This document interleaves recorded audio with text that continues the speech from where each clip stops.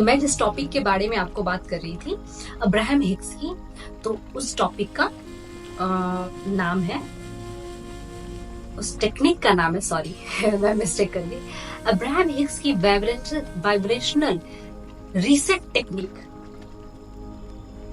Abraham Higgs एक बहुत powerful technique सिखाते हैं जिसे कहते हैं वाइब्रेशनल रीसेट। मतलब जब कम्युनिकेशन टूट जाए तो उसे फिक्स करने से पहले खुद की वाइब्रेशन रीसेट करो। अब आप सोच रहे हैं ये कैसे होगा, कैसे करें? तो चलिए मैं आपको बताती हूँ इसे कैसे करना है। एकदम पॉइंट बाय पॉइंट मैं बताऊंगी। आप चाहें तो कॉपी पेन पे आप इसको लिख भी सकते हैं। पर पहला स्टेप, खुद को बाहर निकालिए उस सिचुएशन से जो थोड़ी देर के लिए, मतलब आपको बहुत ज्यादा डिस्टर्ब कर रहा है। थोड़ी देर के लिए वॉक पे जाएं, ध्यान करें। आप अपना ध्यान किसी पॉजिटिव चीज पर लगाएं, ये बहुत जरूरी है। अब्राहम हिग्स कहते हैं जब आप लो वाइब्रेशन में होते हैं उस वक्त कोई भी बात क्लैरिटी से नहीं हो सकती है। इवन कॉमन सेंस वाली बात है, जब हम बहुत गुस्से में होंगे तो कोई भी बात हमें समझ में नहीं आएगी। Step 2, focus pivoting. इसके बारे में मुझे सबसे पहले गगन से पता चला था, जो बहुत अच्छे कोच हैं। उसके बाद मैंने पढ़ा, मुझे भी बहुत अच्छा लगता है ये टेक्निक। अपने ध्यान को शिफ्ट कीजिए, सवाल पूछिए खुद से पाइवोटिंग टेक्निक में कि इस स्थिति में ऐसा क्या है जो मुझे सिखा रहा है, मैं इस रिश्ते में किस क्वालिटी को अप्रिशिएट करती हूँ या करता हूँ। ये पाइवोटिंग टेक्निक है और बहुत ही बेहतरीन और मेरी फेवरेट टेक्निक है जो मैंने गगन से जाना था। ये सवाल आपको नेगेटिविटी से निकाल के अप्रिशिएशन की फ्रीक्वेंसी में लाता है। वैसे मैं पाइवोटिंग पे एक अलग से बना दूंगी। Step 3, emotionally prepave the conversation. Abraham Hicks इसे कहते हैं इमोशनली पहले से रास्ता बनाओ। इमेजिनरी विजुअलाइजेशन करो कि आप और आपका पार्टनर शांत होकर आप दोनों के बीच समझदारी से बातें हो रही है। आप विजुअलाइज कर सकते हैं बैठ के। जब आप अपने मन में ये तस्वीर बार बार दोहराते हैं तो आप अपने वाइब्रेशन को उसी दिशा में भेजते हैं। तो ये 4 स्टेप थे जो मैंने आपको टेक्निक से बताई, और यूनिवर्स आपकी उस तस्वीर को असली बना देता है। जब आप इस इल्यूजन, इस इमेजिनरी विजुअलाइज करते हैं तो उस तस्वीर को वो सामने लाके रख देगा।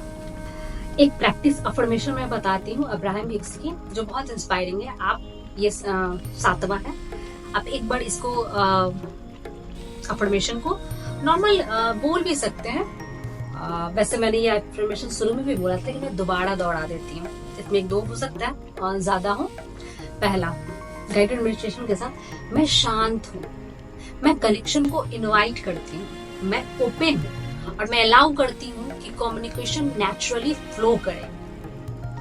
मैं जानती हूँ जब मैं अलाइन हूँ तब यूनिवर्स मेरी तरफ से काम करता है। इसको आप लिख सकते हैं। ओके, तो ये जो मैंने आपको टेक्निक बताई ना, ये बहुत ही कमाल की टेक्निक है। आप यूज करके देखिएगा।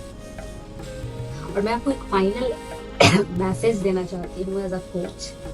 देखिए, साइलेंट ट्रीटमेंट तब पेनफुल लगता है जब हम उसे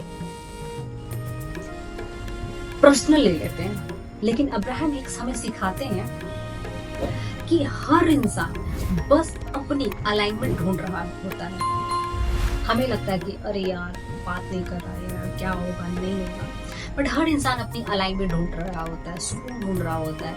आपका पार्टनर भी बस अपनी जगह तलाश कर रहा है। जब आप खुद सेंटर्ड में होती हैं तो आप सामने वाले को स्पेस देती है ग्रो करने के लिए। कम्युनिकेशन गैप को तोड़ा नहीं जाता, उसे समझा जाता है। और जब आप समझ से कनेक्ट करती हैं तो प्यार अपने आप लौट आता है आपकी जिंदगी में। आपको उसके लिए एक कहा ना, तिनके बराबर भी, सुई बराबर भी चीजें आपको उठानी नहीं पड़ेगी। तो आप सेंटर में आइए, वो हर चीज जो आपको चाहिए वो आपको खुद ब खुद मिल जाएगी। और ये मैं अपने एक्सपीरियंस से बोल रही हूँ।